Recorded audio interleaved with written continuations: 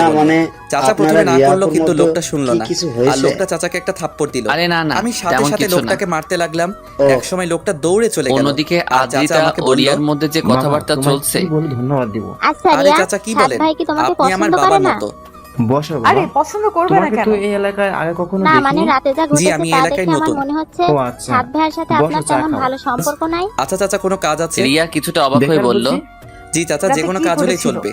তুমি তো ভালো তারপর করে ছিলে, আদ্রিতা তোমাকে কি রাতের সব ঘটনা CNG খুলে চালাতে বলল। বলা যায়? তার সমস্যা মানে নেই রাতে চাচা, আপনি সিএনজি আমার চালাতে ড্রেস পারবো। চেঞ্জ করেছেন। চলো তাহলে আমার সাথে।